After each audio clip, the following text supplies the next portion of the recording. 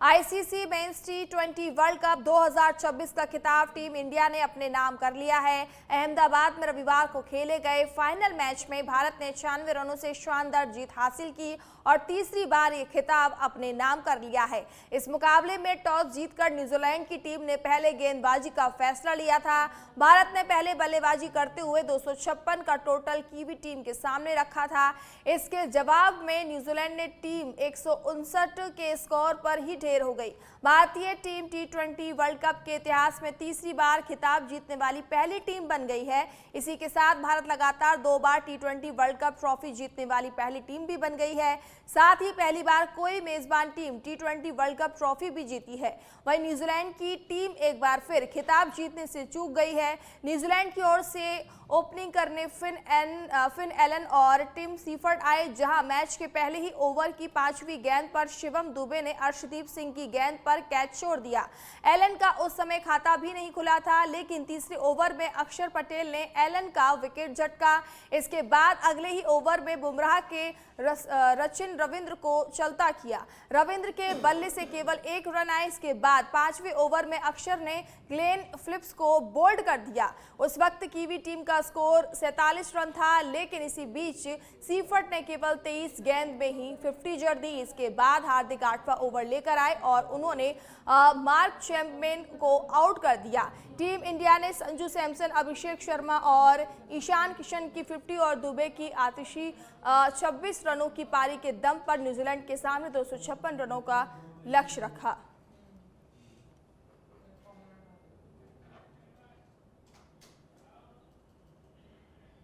मुख्यमंत्री भजनलाल शर्मा ने टी20 विश्व कप के फाइनल में ऐतिहासिक जीत दर्ज कर भारतीय क्रिकेट टीम ने पूरे देश का सिर्फ गर्व से ऊंचा कर दिया है। मैदान पर खिलाड़ियों के जज्बे, समर्पण और संघर्ष ने हर भारतीय के दिल को गर्व और खुशी से भर दिया है। आज करोड़ों भारतीयों की धड़कनें एक साथ धड़क रही थीं और टीम इंडिया ने उन उम्मीदों को शानदार जीत में बदल दिया। ये सिर्फ एक जीत नहीं, बल्कि नए भारत के आत्मविश्वास, सामर्थ्य और अटूट संकल्प का प्रतीक है। इस ऐतिहासिक विजय पर भारतीय टीम के सभी खिलाड़ियों और देशवासियों को हार्दिक बधाई। तो मुख्यमंत्री ने टीम इंडिया को जीत की बधाई देते हुए एक्स पर पोस्ट भी किया और उन्होंने कहा कि ये बहुत ही ज़्यादा गर्व की बात है हमारे पूरे देश के लिए।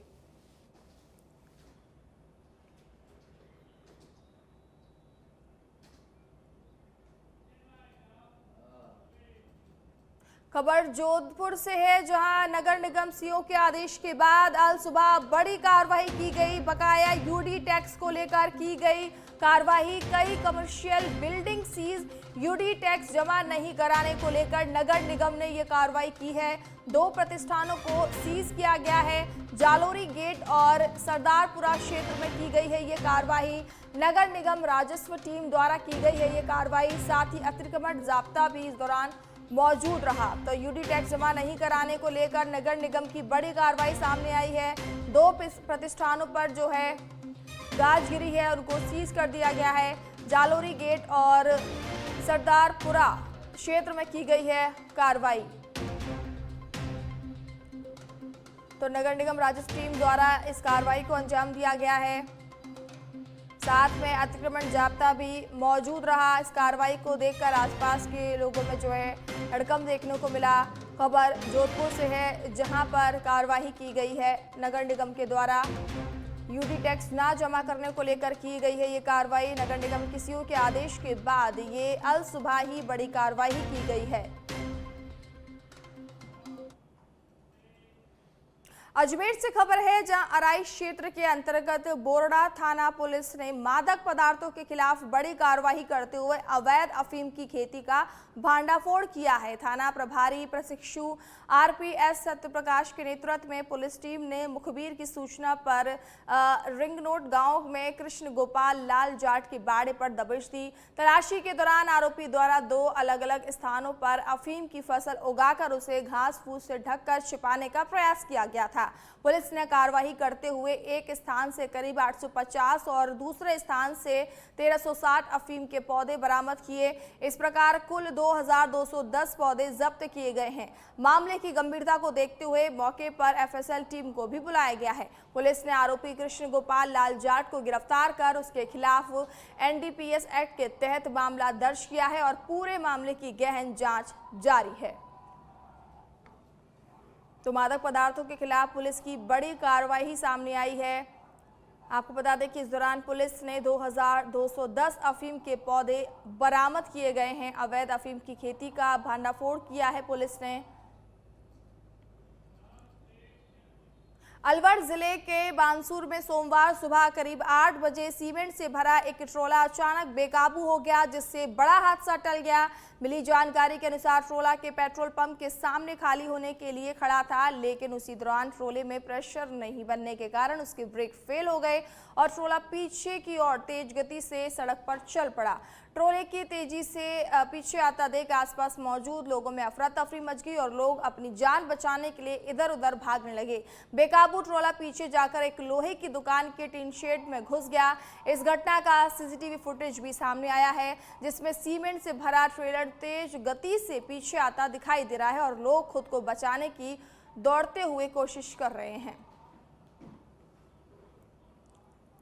तो बानसूर की ये घटना है जहां पर सीमेंट से बड़ा ट्रोला जो है पीछे की ओर धकेल गया, क्योंकि उसके ब्रेक फेल हो गए थे, जिसके चलते आसपास के लोगों में अफरा तफरी मच गई और लोग इस दौरान भागते हुए नजर आए और इसका सीसीटीवी फुटेज भी सामने आया है।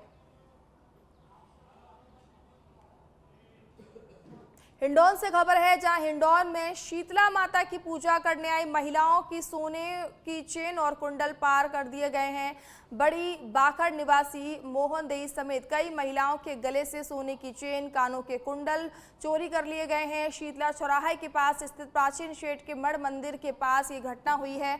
आपको बता दें कि सुबह 5 बजे से ही शीतला माता का पूजन करने के लिए लगी महिलाओं की भीड़ का फायदा उठाकर चेन स्नेचर महिलाओं ने इस वारदात को अंजाम दिया है। सोमवार होने के कारण शीतला माता को पूजने के लिए बड़ी संख्या में महिलाओं की भीड़ उमड़ी थी। पुलिस की ओर से इस दौरान कोई भी खास इंतजाम नहीं किए गए थे, जिसके चलते चेन स्नेचर महिलाओं के हौसले बुलंद नजर आए।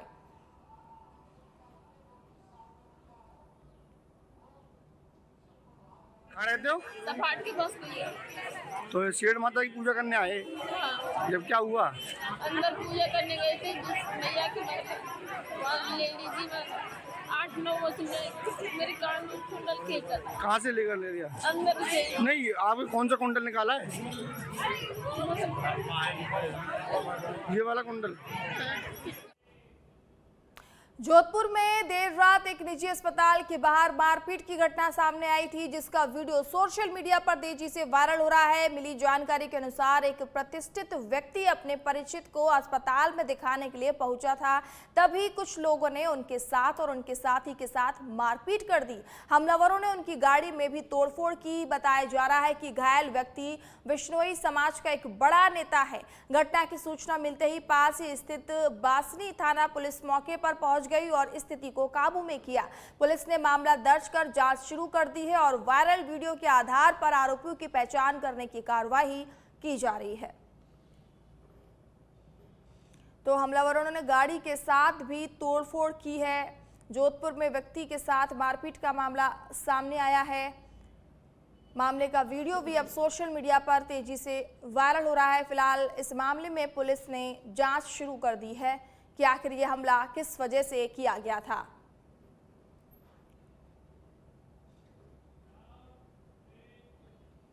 हिंडौन सिटी से खबर है, जहां हिंडौन सिटी में शीतला माता की पूजा करने आई महिलाओं की सोने की चेन और कुंडल पार कर लिए गए हैं। बड़ी बाखर निवासी मोहन देई समेत कई महिलाओं के गले से सोने की चेन, कानों के कुंडल चोरी हो गए हैं। शीतला चौराहे के पास स्थित शेठ के मठ मंदिर की घटना बताई जा रही है। सुबह 5 बजे से शीतला माता का पूजन करने के लिए लगी महिलाओं की भीड़ का फायदा उठाकर चेन स्नेचर महिलाओं ने इस वारदात को अंजाम दिया है। सोमवार होने के कारण शीतला माता को पूजने के लिए बड़ी संख्याओं में महिलाओं की भीड़ उमड़ी थी, जिसका फायदा उठाकर जो है चेन स्नेचरों ने उनकी चेन को पार कर लिया है। इस दौरान महिलाओं का आरोप है कि पुलिस के द्वारा कोई पुख्ता इंतजाम नहीं किए गए थे, जिसका फायदा उठाकर चेन स्नेचर महिलाओं ने इस घटना को अंजाम दिया है। क्या हुआ था मामला चेन का? शेड पे पूजा करने के लिए आई थी तो उनकी चेन कट गई। एक की चेन कट गई, वहां ने पकड़ ली। कौन थी वो महिला? मुंडे हमारे भाई की घर से ना, उसकी कट गई, गायब हो गई, उसे पता ही नहीं लगा। सोने की चेन थी? हाँ, सोने की चेन ही चला वहाँ पे। अच्छा, और कोई वारदात की जानकारी है? और 2-3 की और कट गई कुंडल सोने की। कोई एक के दुपट्टा ही करके ले गए, पकड़ा नहीं आया। कोई नहीं थे यहाँ पर? पुलिस वाले कोई नहीं है वहाँ पे, पीछे आए। क्या घटना हुई थी, क्या हुआ था मामला? बालोतरा जिले के कीटनोट गांव में रविवार को एक रहवासी ठाणी में अचानक आग लगने से हड़कंप मच गया। जानकारी के अनुसार गांव निवासी ओम प्रकाश पुत्र घेवर राम भील की ठाणी में बिजली के शॉर्ट सर्किट के कारण आग लग गई। देखते ही देखते आग ने छप्पर और उसमें रखे घरेलू सामान को अपनी चपेट में ले लिया। ग्रामीण क्षेत्र में छप्पर और सूखी सामग्री होने के कारण आग फैलने का खतरा भी बढ़ गया है। आग लगने की सूचना मिलते ही आसपास के ग्रामीण मौके पर पहुंच गए और आग बुझाने के प्रयास में जुट गए हैं। कुछ ही देर में घटनास्थल पर सैकड़ों ग्रामीणों की भीड़ जमा हो गई और लोगों ने पानी व अन्य साधनों से आग पर काबू पाने की कोशिश की।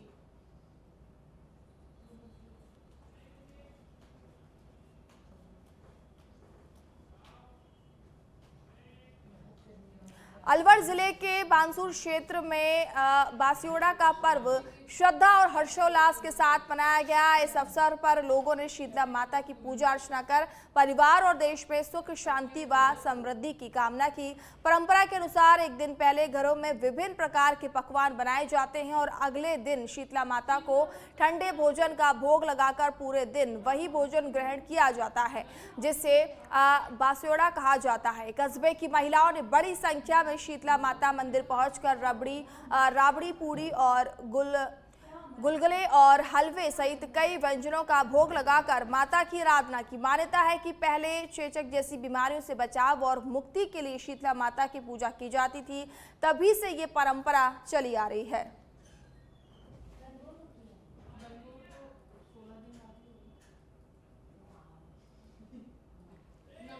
भरतपुर से है, जहां रूपवास कस्बे में सोमवार को महिलाओं ने पारंपरिक रीति रिवाजों के साथ बासियोड़ा पर्व मनाया। इस दौरान बड़ी संख्या में महिलाएं गौरव पथ और स्थित शीतला माता मंदिर पहुंची, जहां उन्होंने विधि विधान से माता शीतला की पूजा अर्चना की। महिलाओं ने मीठे चावल, पुआ, पूरी, कड़ी, रबड़ी और आलू के पराठे सहित विभिन्न ठंडे पकवानों का भोग शीतला माता को अर्पित किया। इसके बाद माता रानी की कथा सुनी और बुजुर्ग महिलाओं के चरण दबाकर अखंड सौभाग्यवती होने का आशीर्वाद भी लिया। परंपरा के अनुसार महिलाओं ने गदा, गौवंश और श्वानों के सिर पर तिलक लगाकर उन्हें भी पकवान खिलाए। शीतला माता मंदिर में भोग लगाने के लिए अल सुबह से ही महिलाओं की लंबी कतारें देखने को मिली और पूरे क्षेत्र में धार्मिक आस्था का माहौल बना रहा।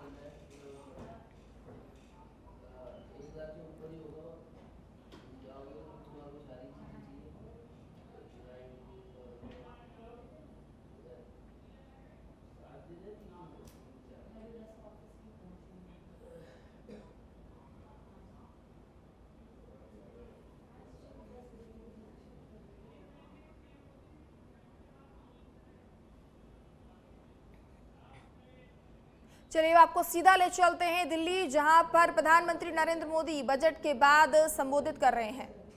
वो नए ट्रेनिंग मॉडल्स और पार्टनरशिप विकसित करने पर सुझाव दे, ताकि देश में ट्रेनिंग इकोसिस्टम और ज्यादा मजबूत हो सके। साथियों, इसी से जुड़ा दूसरा विषय टेलीमेडिसिन का है। आज बड़ी संख्या में दूर दराज के क्षेत्र के लोग भी इसका लाभ उठा रहे हैं और विश्वास बढ़ता चला जा रहा है। लेकिन मैं समझता हूं इसमें अब भी जागरूकता और सहजता बढ़ाए जाने की बहुत जरूरत है। साथियों, पिछले एक दशक में देश के माइंडसेट में एक बड़ा परिवर्तन आया है। आज गांव, कस्बा, शहर की सीमाओं से परे भारत का हर युवा कुछ नया करना चाहता है। उसमें कुछ कर गुजरने का जज्बा है। नई पीढ़ी का ये नया माइंडसेट देश की सबसे बड़ी ताकत है, उज्जवल भविष्य की सबसे बड़ी पूंजी है। इसे कैपिटलाइज करने के लिए हमें अपने एजुकेशन सिस्टम को निरंतर आधुनिक बनाए रखना है, अपग्रेड करते ही रहना है। नई एजुकेशन पॉलिसी ने इसके लिए जरूरी बेस तैयार कर दिया है। अब बहुत आवश्यक है कि हमारे करिकुलम मार्केट की जरूरतों के हिसाब से अपडेटेड रहें। हमें हमारे एजुकेशन सिस्टम को रियल वर्ल्ड इकोनॉमी से जोड़ने की प्रक्रिया को और तेज करनी होगी। एआई और ऑटोमेशन, डिजिटल इकोनॉमी और डिजाइन ड्रिवन मैन्युफैक्चरिंग, ऐसे विषयों पर हमें फोकस और बढ़ाना होगा।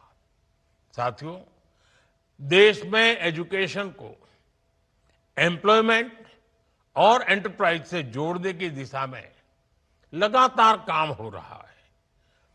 यूनिवर्सिटी टाउनशिप जैसे नए मॉडल्स में हमारी इसी अप्रोच का प्रतिबिंब है। आज भारत एवीजीसी सेक्टर यानी एनिमेशन, विजुअल इफेक्ट्स, गेमिंग और कॉमिक्स को बढ़ावा दे रहा है। भारत इनोवेशन ड्रिवन इकोनॉमी की ओर बढ़ रहा है। आज इस वेबिनार में देश के अनेक शिक्षाविद और एकेडमिक इंस्टीट्यूशंस जुड़े हैं। मैं आपसे आग्रह करूंगा कि इस वेबिनार में अपने कैंपस को इंडस्ट्री कोलैबोरेशन और रिसर्च ड्रिवन लर्निंग, उसको केंद्र के रूप में विकसित करने की दिशा में जरूर मंथन हो। इससे स्टूडेंट्स को रियल वर्ल्ड एक्सपोजर मिलेगा और स्किल इकोसिस्टम और मजबूत होगा। साथियों, एक बहुत अहम विषय है स्टेम, यानी साइंस, टेक्नोलॉजी, इंजीनियरिंग और मैथमेटिक्स। इस क्षेत्र में ये बहुत गर्व का विषय है कि हमारे देश में स्टेम के विषयों पर रुचि रखने में बेटियों की संख्या लगातार बढ़ रही है। आज जब हम फ्यूचरिस्टिक टेक्नोलॉजीज के लिए तैयार हो रहे हैं तो बहुत जरूरी है कि कोई भी बेटी अवसरों के अभाव में रुक न जाए। वेबिनार में आप इस दिशा में जरूर चर्चा करें। हमें महिलाओं के पार्टिसिपेशन को बढ़ाने पर और जोर देना होगा। हमें ऐसा रिसर्च इकोसिस्टम तैयार करना होगा जहां यंग रिसर्चर्स को एक्सपेरिमेंट करने और नए आइडियाज पर काम करने का पूरा अवसर मिले। साथियों, युवा शक्ति तभी राष्ट्रीय शक्ति बनती है जब वह स्वस्थ भी हो, अनुशासित भी हो और आत्मविश्वास से भरी हो। इसलिए पिछले कुछ वर्षों में खेलों को राष्ट्रीय विकास की एक महत्वपूर्ण धारा के रूप में देखा गया है। खेलो इंडिया जैसी पहलों ने देश में स्पोर्ट्स इकोसिस्टम को नई ऊर्जा दी है। देश भर में स्पोर्ट्स इंफ्रास्ट्रक्चर को मजबूत किया जा रहा है। इस वेबिनार में आप सभी कुछ सवालों पर जरूर मंथन करें, जैसे छोटी छोटी जगहों से भी प्रतिभाओं की पहचान को और सटीक कैसे किया जाए, हजारों खिलाड़ियों को स्ट्रक्चर्ड फाइनेंशियल सपोर्ट में सुधार कैसे हो। और तीसरी अहम बात, हमारी स्पोर्ट्स बॉडीज को और ज्यादा प्रोफेशनल कैसे बनाया जाए। अगले कुछ वर्षों में देश में कॉमनवेल्थ गेम्स होने जा रहे हैं। देश ओलंपिक आयोजन के प्रयास में जुटा है। ऐसे में हमें आज कम आयु के खिलाड़ियों को पहचान कर उन्हें तराशना होगा, तभी अंतर्राष्ट्रीय प्रतियोगिताओं में भारत का परचम लहरा पाएगा। साथियों, टूरिज्म और कल्चर रोजगार के नए अवसर बढ़ाने में बड़ी भूमिका निभाते हैं। जब किसी स्थान पर टूरिज्म बढ़ता है तो उस स्थान या उस शहर की ब्रांडिंग भी बढ़ जाती है। इससे उस शहर का ओवरऑल डेवलपमेंट भी बहुत तेज हो जाता है। भारत में ऐसे ऐतिहासिक स्थलों की कोई कमी नहीं है, लेकिन लंबे समय तक टूरिज्म कुछ चुनिंदा स्थानों तक ही सीमित रह गया। अब हम